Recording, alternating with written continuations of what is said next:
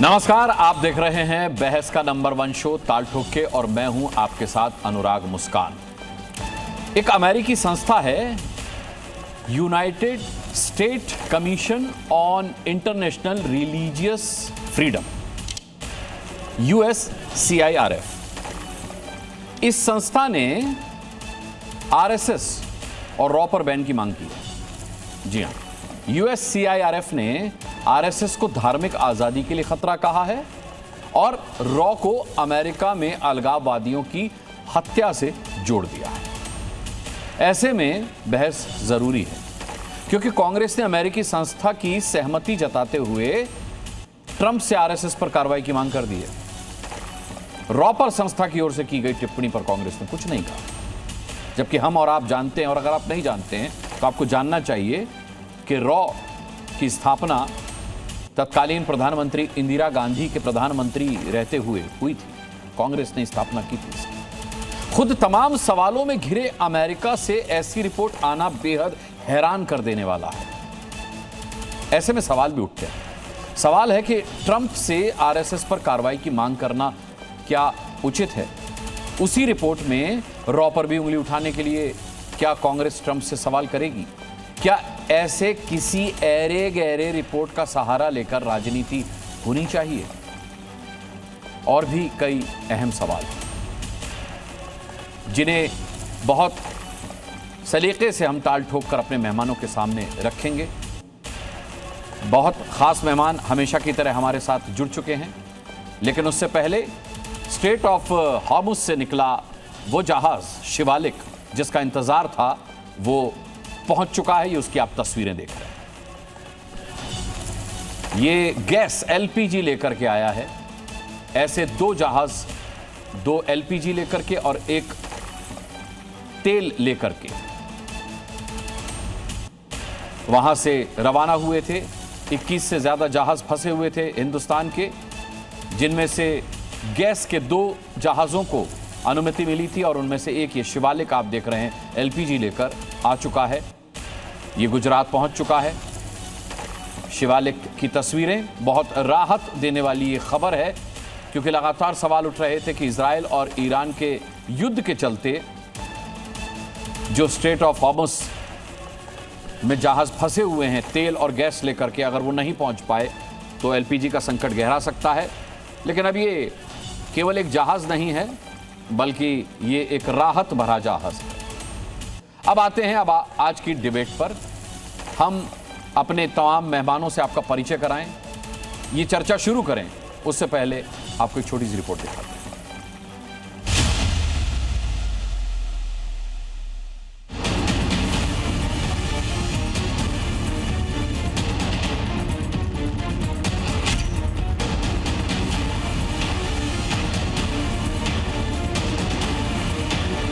Is targeted is putting sanctions on RSS, understanding their true intent, except Government of India.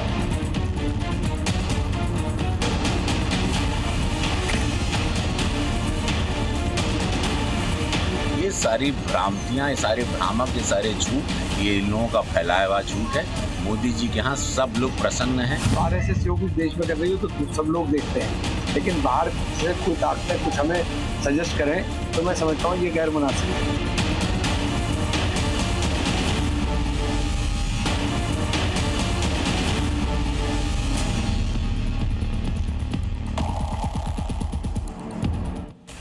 RSS के मामले में attack और raw का जो अपमान हुआ है वो मंजूर।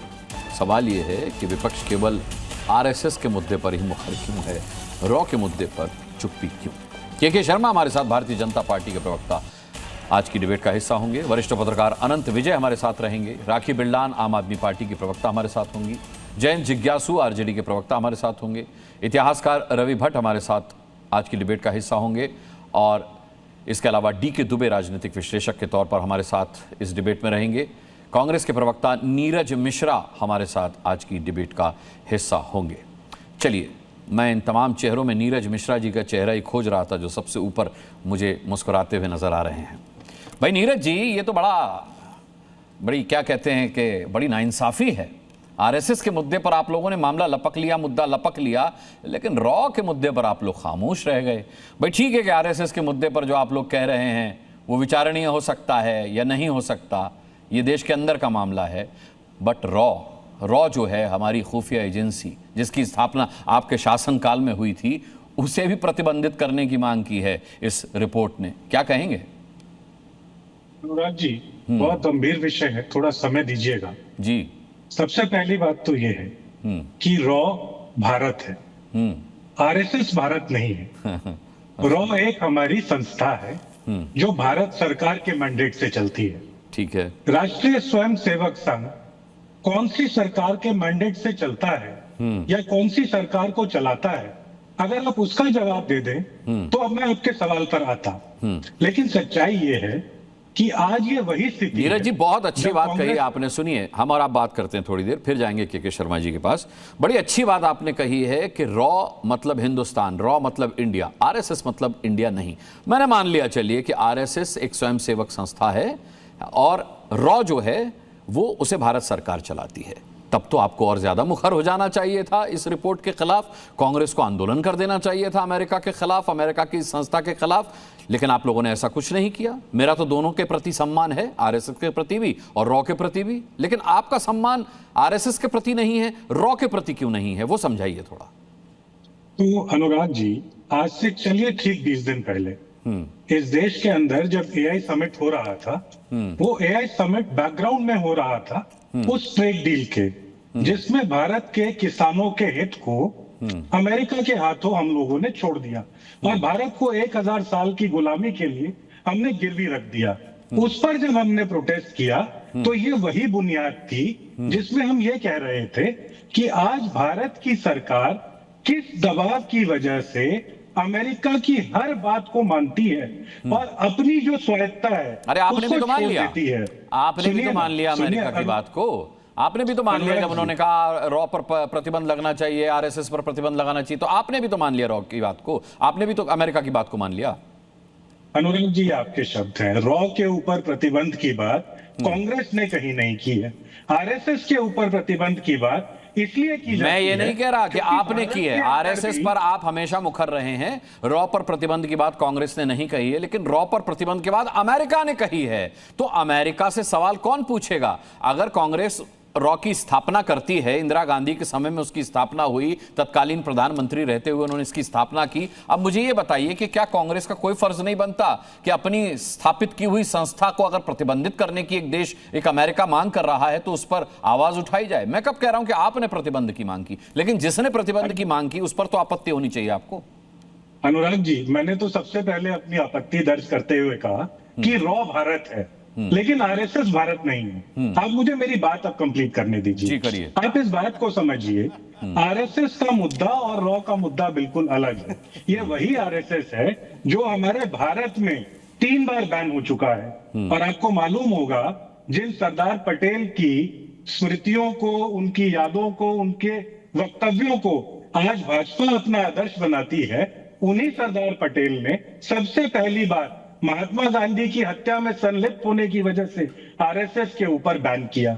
उसके बाद फिर इमरजेंसी के दौरान और फिर जब इस देश के अंदर बाबरी मस्जिद को ढाया गया तो फिर सरकार ने उसको बैन किया।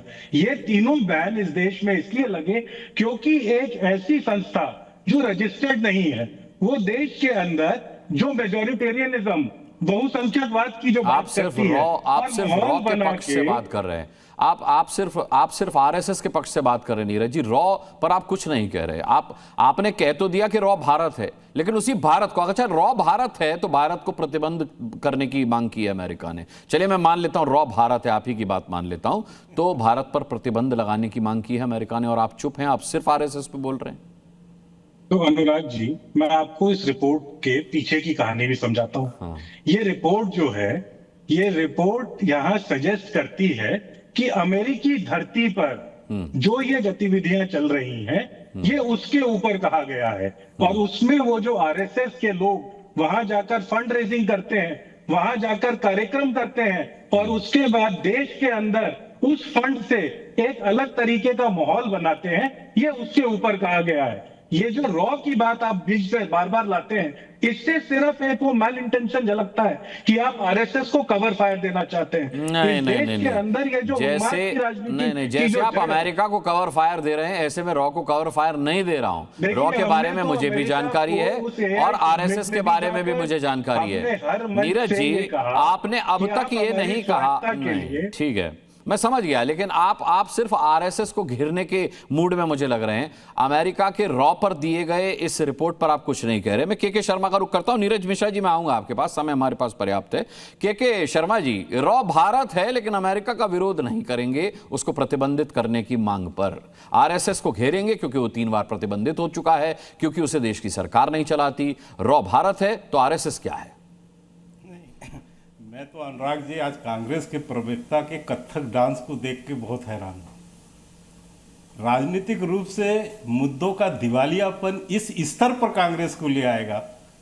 आपके करोड़ों दर्शक आज शायद कांग्रेस की इस जो है विचार पर आज हंस रहे होंगे। एक संस्था जो विदेशी संस्था है, जिसके संदर्भ में भारत सरकार के पहले कई बार स्टेटमेंट भी आए हैं, उस संस्था ने 2 संस्था की बात की, एक रॉ की और एक आरएसएस की।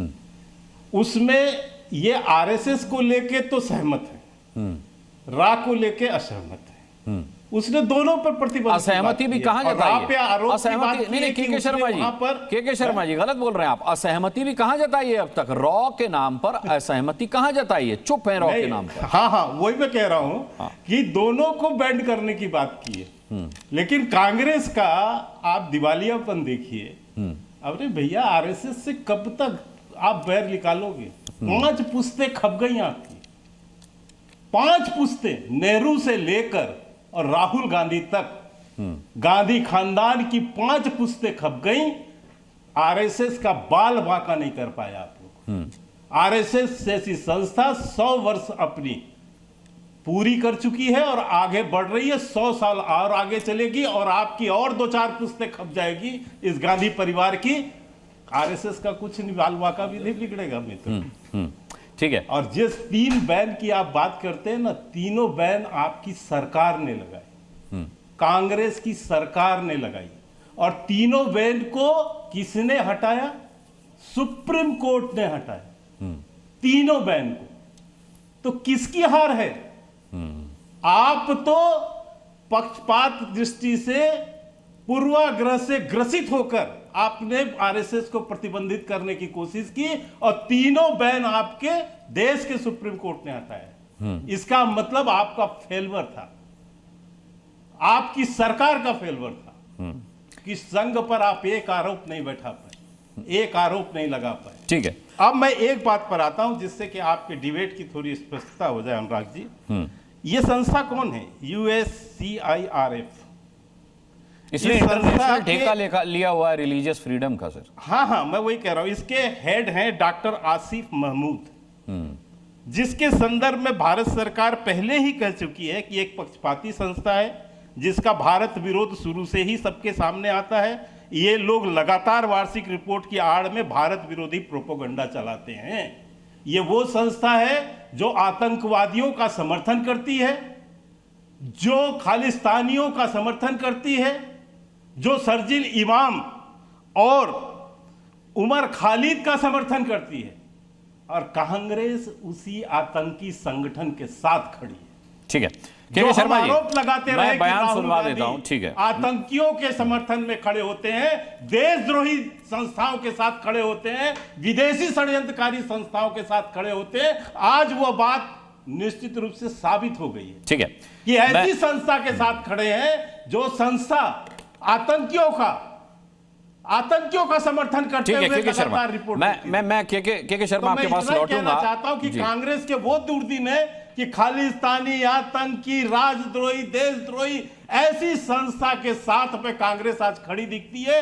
यही इनका दिवालियापन है। और देश की ऐसी संस्थाएं जो 100 वर्ष पूरी कर रही हैं और जो देश में सामाजिक सांस्कृतिक कार्यक्रम कर रहे हैं, बयान सुना देता हूं। ठीक है, उसके विरुद्ध खड़ी हो रही है और जिसके लिए इस तरह के हालात। मैं नीरज जी आपसे काउंटर लूं, उससे पहले एक बयान सुनवा देता हूं। अमेरिका के इस इंटरनेशनल रिलीजियस फ्रीडम कमीशन ने ट्रंप से आरएसएस और रॉ को बैन करने की मांग की है, जिसके बाद कांग्रेस ने भी इस मांग को दोहराया है कि आरएसएस को बैन किया जाए। लेकिन कांग्रेस पार्टी के सांसद इमरान मसूद तो कुछ और ही कह रहे हैं। उनको यहां सुनना बहुत जरूरी है, सुनिए जरा। आरएसएस जो कुछ देश में कर रही हो तो सब लोग देखते हैं, लेकिन बाहर से कोई ताकतें कुछ हमें सजेस्ट करें तो मैं समझता हूँ ये गैर मुनासिब। मैं देश के आंतरिक मामले में किसी बाहरी हस्तक्षेप को अच्छा नहीं मानता हूँ। ये हुआ बयान कि भैया मैं किसी बाहरी हस्तक्षेप को हमारे देश के अंदरूनी मामले में सही नहीं मानता हूं। आप भी ये कह सकते थे नीरज मिश्रा जी, लेकिन आपने कहा नहीं है। अनुराग जी, सबसे पहली बात तो ये कि इस देश में बच्चा बच्चा जानता है कि आतंकवादी के साथ, देशद्रोही के साथ कौन खड़ा है, क्योंकि नथुराम गोडसे इस देश के पहले आतंकवादी थे। अच्छा, पहले देश फिर दूसरा कौन हुआ? फिर दूसरा, तीसरा, चौथा, पांचवा, 10वां, जरा 10 नाम। नाथुराम गोडसे के बाद जरा 10 नाम गिनाइए।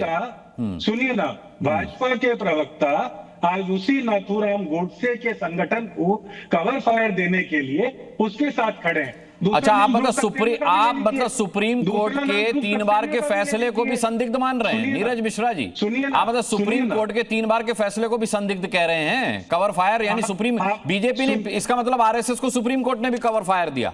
नहीं, मैं ये कह आपका प्रतिबंध 3 बार हटा करके सुप्रीम कोर्ट ने भी कवर फायर दिया। लाकर कह रहे थे वो हमारे लिए नहीं, वो भाजपा के लिए। अरे सरकार, रॉ पर भी कुछ कह दीजिए। आपकी बनाई हुई रॉ पर भी टिप्पणी की है इस संस्था ने, उस पर भी कुछ कह दीजिए नीरज जी। एक बार तो कुछ कह दीजिए रॉ पर।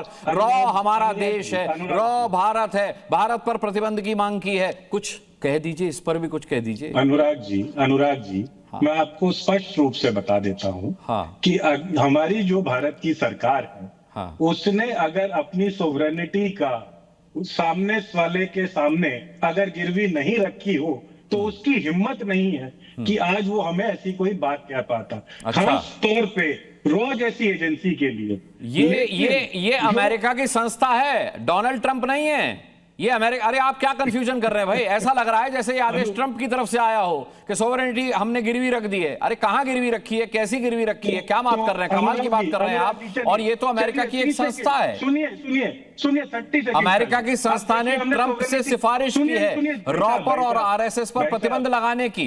इसमें भारत की सोवरेनिटी कहां से आ गई? आप सुनिए, भारत की सोवरेनिटी, संप्रभुता कहां रखी गई? जब हमें कहा गया कि हमारे ऊपर सैंक्शन इसलिए लगाया जाएगा क्योंकि हम रशियन तेल खरीदते हैं, हम वॉर के स्पॉन्सर हैं, और हमने जब ये कह दिया कि हम तेल नहीं खरीदेंगे रशिया से, तो हम लोगों के ऊपर से सैंक्शन हटा दिया गया। ये कहते हैं, किसने कहा हम रशिया से तेल नहीं खरीदेंगे? किसने कहा? गलत फेक न्यूज नहीं। अनंत विजय दुरुस्त करेंगे आपको। अनंत विजय हमने कब कहा हम रशिया से तेल नहीं खरीदेंगे? हमने ये कहा जहां से सस्ता तेल मिलेगा वहां से खरीदेंगे।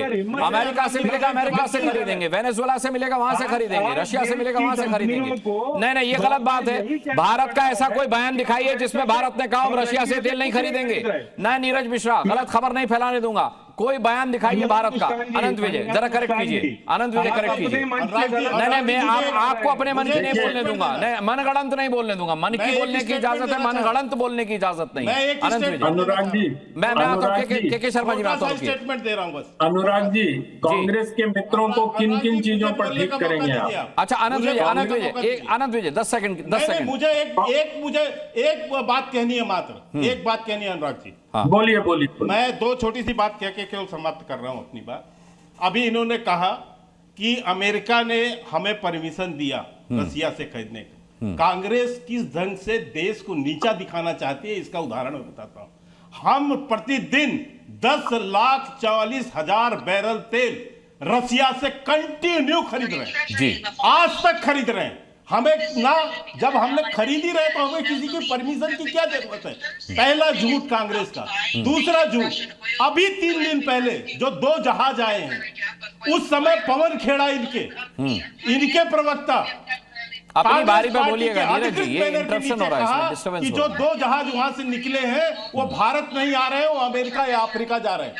ये भारत के अंदर में खलबली मचाने के लिए, अराजकता फैलाने के लिए ये राहुल गांधी कितना नीचे स्तर तक गिरेगा? राजनीतिक दिवालियापन है, कांग्रेस पार्टी राजनीतिक दिवालियापन है। अगर पवन खेड़ा ने ऐसा बयान दिया है तो पवन खेड़ा का ये राजनीतिक दिवालियापन, भारत की खाड़ी पर है, ये राजनीतिक दिवालियापन है। खैर अनंत विजय छोड़िए अभी आ रहा नीरज जी, आपको बहुत समय दिया है, आगे भी दूंगा।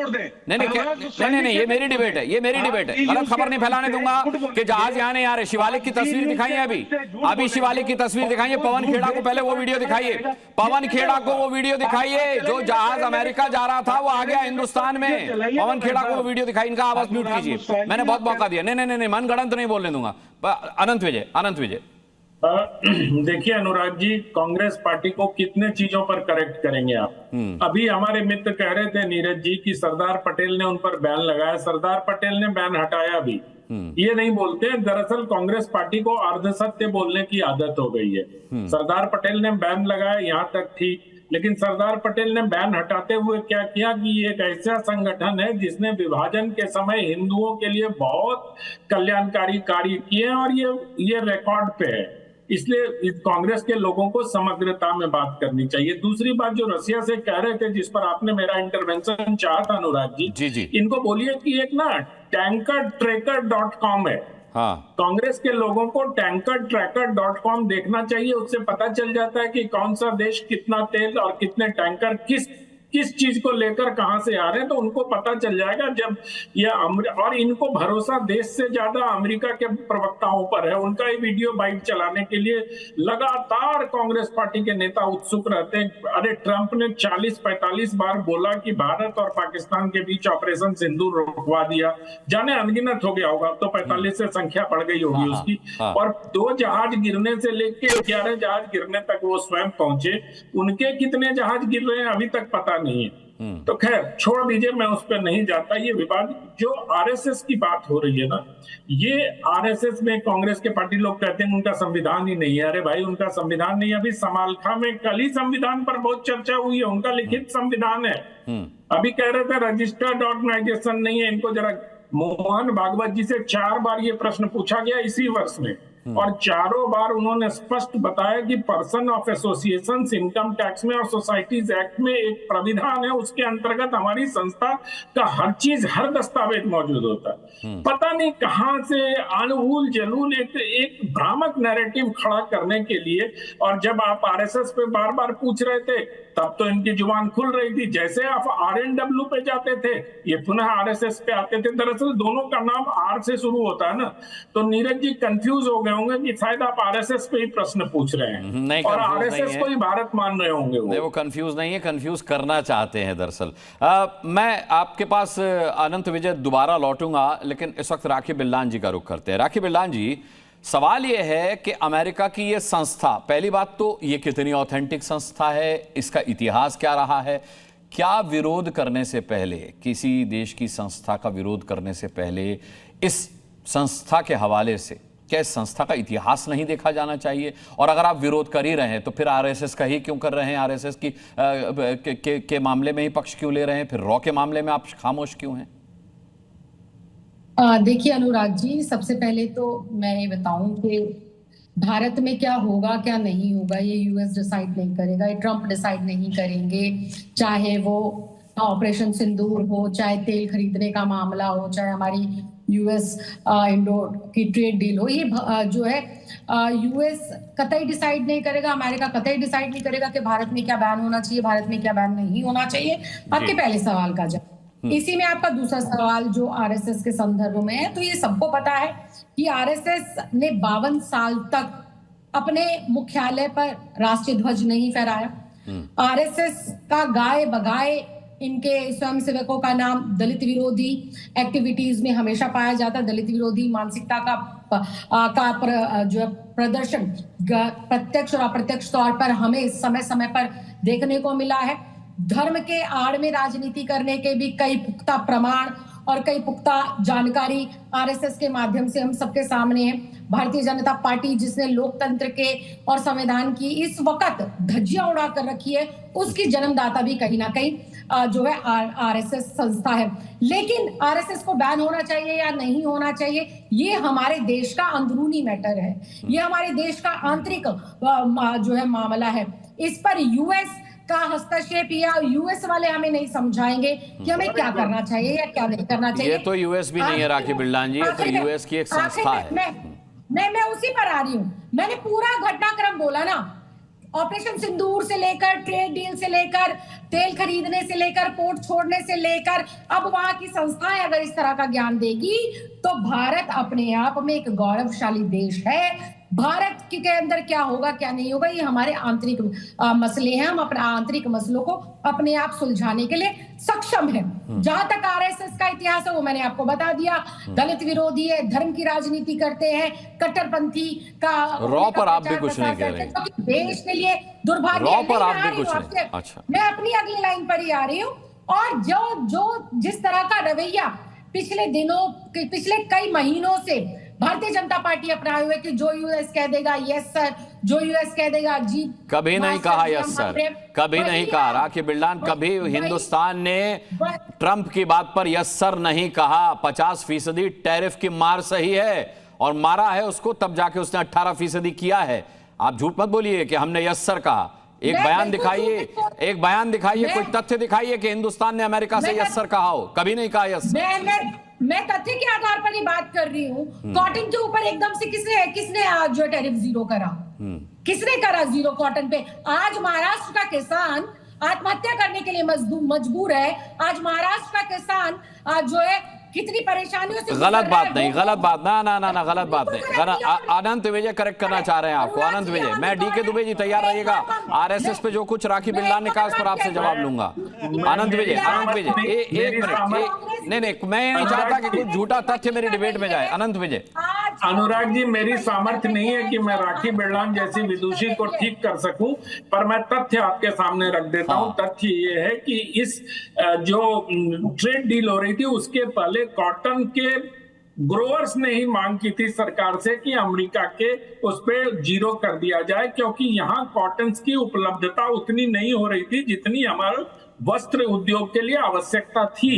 तो ये सारा वितंडा शुरू होने के टैरिफ के 6 महीना पहले ही वो जीरो हो गया था ना। उसकी वजह से अब ये विपक्ष किस तरीके से झूठ फैलाता है ये समझ लीजिए। इसीलिए मैं अनंत विजय को लाया। इस तथ्य को मैं चाहता था अनंत विजय ही रखे। मैं रखता तो ये कहा जाता कि मैं बीजेपी का प्रवक्ता हूं, बीजेपी को कवर फायर दे रहा हूं। डिबेट के शुरू में आरोप लग गया। लेकिन राखी बिल्लान, आपने बड़े गंभीर सवाल आरएसएस पे उठाए और आपने एक तरीके से पैरवी की कि उस पर प्रतिबंध लगना चाहिए, अमेरिकी संस्था की सिफारिश पर लगना नहीं चाहिए। यह हमारे देश का आंतरिक मामला है, लेकिन आपने उस पर प्रतिबंध लगना चाहिए। इसके 100 दलीलें इसके हक में दे दी, इसके पक्ष में दे दी। डीके दुबे, जो कि न केवल एक पॉलिटिकल एनालिस्ट है बल्कि संघ विचारक भी हैं। डीके दुबे जी, जवाब दीजिए। देखिए, मैं अनुराग जी, सबसे पहली बात तो ये लगती है कि एक प्राइवेट संस्था या लोकल संस्था है, उसने जो भी कहा, लेकिन आरएसएस को उसने रॉ के पैरेलल बिठा दिया। रॉ के पैरेलल बिठाने का मतलब उसने दोनों की बात कही है। इसका मतलब वो संस्था ये मानती है कि राष्ट्रीय स्वयंसेवक संघ उसी लेवल पर काम करता है जिस लेवल पर रॉ काम करती है। देश की सुरक्षा, देश की संरक्षा, देश की एकता, देश की सांस्कृतिक विरासत, ये राष्ट्रीय स्वयंसेवक संघ ने जिम्मा ले रखा है उनके स्वयंसेवकों ने कि हम भारत की सुरक्षा करेंगे। इसलिए अगर ये कहते हैं सर रिलीजियस फ्रीडम के लिए खतरा बताया, इसीलिए फ्रीडम नहीं सुनिए आपने बड़े अच्छे से पॉलिश कर दिया। वो ठीक है कि समकक्ष ला के खड़ा कर दिया, ये बात सुनने में अच्छी लग रही है, लेकिन ये मत भूलिएगा कि रिलीजियस फ्रीडम के नाम पर प्रतिबंध की बात की गई है, आरएसएस पर भी और रॉ पर भी। नहीं, मैं क्या कह रहा हूं कि रॉ भी, क्या रॉ देश की संस्था है ना, क्या उसके ऊपर ये आरोप आप लगा सकते हैं वो रिलीजियस फ्रीडम को लेकर कोई ऐसा काम करती है?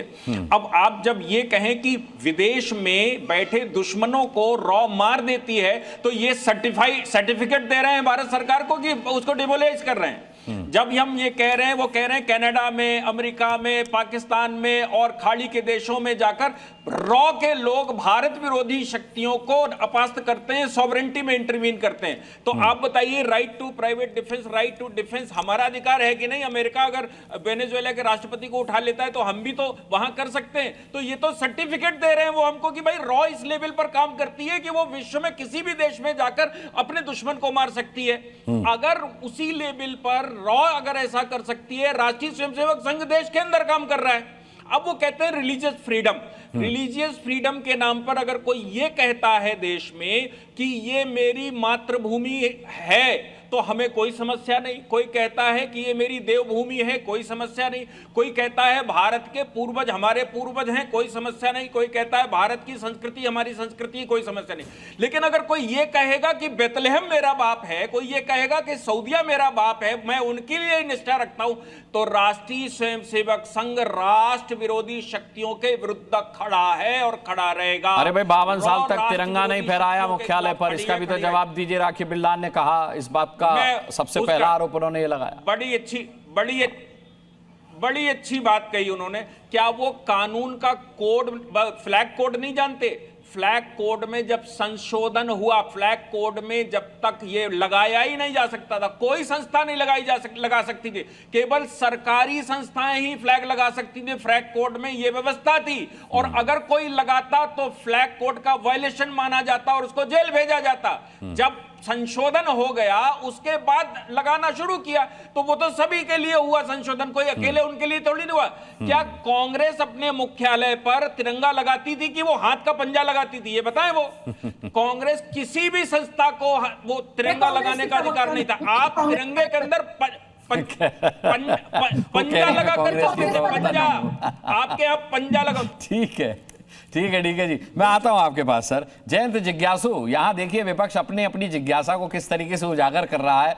आपके मन में भी कुछ जिज्ञासा उठी होगी इस संस्था की इस सिफारिश पर जो उसने डोनाल्ड ट्रंप से की है। देखिए, होता क्या है कि आरएसएस के लोग नरों व कुंजरों को गुंजायमान करने में बहुत महारत हासिल किए रहते हैं। इन्होंने बहुत सफाई से कह दिया कि इसमें कोई संशोधन हुआ तब हमारे यहाँ पढ़ाया जाता रहा। अरे निजी स्कूलों में भी, कोचिंग संस्थानों में भी, जो भी कोड, मैं आपसे अरे सुनिए ना मेरी बात। बोलिए। मैं कह रहा हूं कि जो भी राष्ट्रीय महत्व के अवसर होते थे, गणतंत्र दिवस, स्वतंत्रता दिवस, हर जगह तिरंगा फहराया जाता था। पार्टी दफ्तरों में भी, सांस्कृतिक संगठनों के मुख्यालयों में भी। आरएसएस ऐसा नहीं करता था। तो खैर, ये कह रहे हैं कि कानून का सम्मान कर वगैरह वगैरह।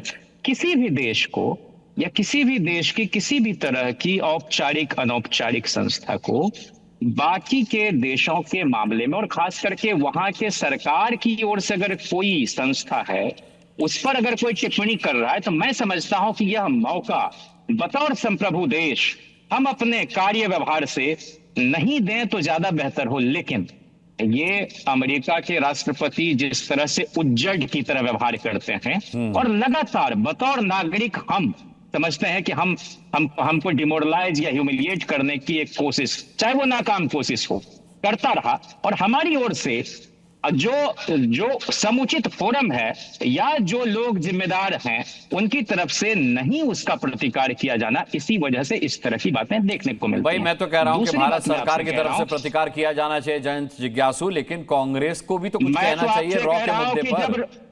मैं तो आपसे कह रहा हूं कि यही तो बात है कि हमने इतने वर्षों में आजाद भारत में संस्थानों के निर्माण के जरिए राष्ट्र निर्माण के पूरी प्रक्रिया को आगे बढ़ाया।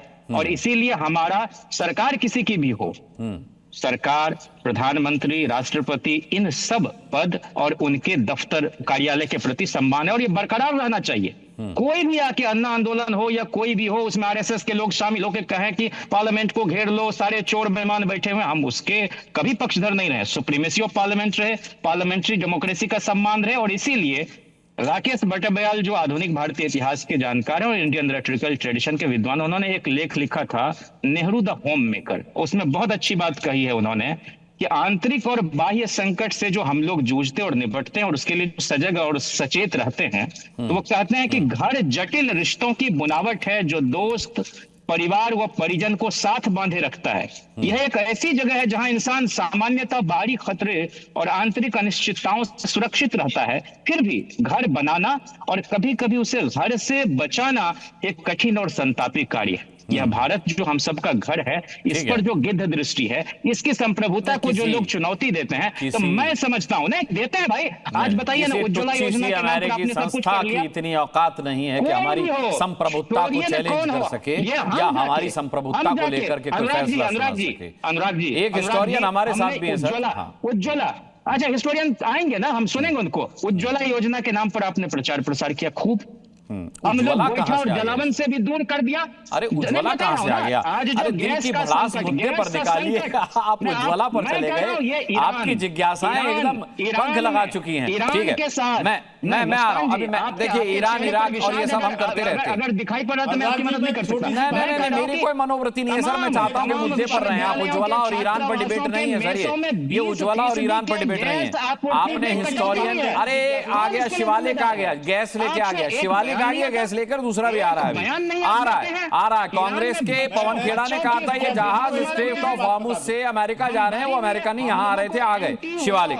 आप चिंता नहीं कीजिए, आपको गैस की आपूर्ति पूरी मिलेगी। रवि भट्ट हमारे साथ हैं सर। मैं आता हूं, रवि भट्ट हमारे साथ हैं, हिस्टोरियन है। उनकी उम्र का सम्मान कीजिए। के जी मैं आता हूं। रवि भट्ट साहब, मैं सिर्फ आपसे आपका वक्तव्य जानना चाहूंगा। एक हिस्टोरियन का उदाहरण देकर के यहां पर बताया गया, मुझे इस अमेरिकी संस्था के फरमान पर और इसकी सिफारिश पर अब आपका वक्तव्य सुनना है। देखिए, एक बात यहाँ पर बहुत स्पष्ट रूप से मैं बोलना चाहूँगा जी। डिफरेंट पार्टीज होती है, उनका एक स्टैंड डिफरेंट होता है, बट मैं बोलने जा रहा हूँ भारत के परिप्रेक्ष्य के अंदर जी। भारत के अंदर आप इतिहास पे एक दृष्टि डालिए, और इसके लिए आपको खुद इतिहासकार होना आवश्यक नहीं होगा। अधिकतर को आपने बहुत ही स्कूल लेवल पे पढ़ा होगा। एक डेट आप याद करिए, 1192, the second battle of Tarain. Second battle of Tarain हम क्यों हारे? सेकेंड बैटल ऑफ तराइन हम केवल इसलिए हारे क्योंकि जयचंद जो था बाह्य शक्ति के साथ खड़ा हुआ, आंतरिक शक्ति के साथ खड़ा हुआ नहीं था। उसके बाद हम आते हैं, आपको एग्जैक्ट 1526 बाबर भी हिंदुस्तान आया, तो उसने किसका सहारा लिया? आंतरिक शक्तियों, बाह्य शक्ति ने आंतरिक शक्तियों का सहारा लिया। उसके बाद हम आते हैं 1748, जब पहली बार आक्रमण किया था अहमद शाह अब्दाली ने, तब भी उसने यही कहा कि आंतरिक शक्तियों को अपने मिलाने की कोशिश करी थी, जो नहीं मिला पाया था पहली बार में। लेकिन वही अहमद शाह अब्दाली जब 1761 थर्ड बैटल ऑफ पानीपत होती है, उसके अंदर काफ़ी मशक्कत उसने करी, और उसने रुहेलखंड वालों को और अवध के जो नवाब थे, तीसरे नवाब शुजाउद्दौला को अपनी तरफ कर दिया। और नवाब शुजाउद्दौला ने जब उसको फाइनेंस किया, ओनली देन ही can stay for a longer time, और उसका मराठों को उसने हराया, और हिंदुस्तान का इतिहास हमेशा के लिए बदल गया। यानी कि बाह्य शक्तियों का सहारा जब आंतरिक शक्तियों ने दिया, तो इतिहास हमेशा से विदेशियों के फेवर में हो गया। इसी तरीके से हम 1739 के अंदर जब नादिर शाह आता है, उस समय बुरहान मुल्क ने पहले तो उससे लड़ाई करी, बाद में उसकी तरफ हो गया। उसका हमने हल देखा कि जिस ढंग से आपको दिल्ली के अंदर उसने अंबार लगा दिया था, मीनार बना दी थी भारतीयों। मैं आपका इशारा समझ गया रवि भट्ट जी, कि जब बाहरी शक्तियों को, बाहरी शक्तियों को आंतरिक शक्तियों का सहारा मिलता है जी। 1764 के अंदर भी वही हुआ, बैटल ऑफ बक्सर के अंदर भी वो एग्जैक्टली ये हुआ, जब तीन फोर्सेस। आपने अपनी उम्र के अनुभव के हिसाब से एक बहुत ताकतवर इशारा किया है। एक 10 सेकंड का आखिरी कमेंट के शर्मा आपका, और उसके बाद समय इजाजत नहीं दे रहा मुझे। रवि भट्ट साहब ने बहुत अच्छी बात कही कि आज के दिन में जयचंद कौन है, आज के दिन में जयचंद की भूमिका कौन निभा रहा है। तो कांग्रेस पार्टी आज की डेट पर बाहरी शक्तियों का समर्थन करके आंतरिक शक्ति को कमजोर करना, और बाहरी शक्तियों का समर्थन भी वो अपने मन मुताबिक, और यही करने से बाज आने से ये कर रही है, ये जयचंद की भूमिका में नहीं होना चाहिए। देश के साथ सबसे बड़ी ये देश के साथ, ये देश धन्यवाद करना चाहूंगा तमाम पैनलिस्ट का। विदेशी शक्तियों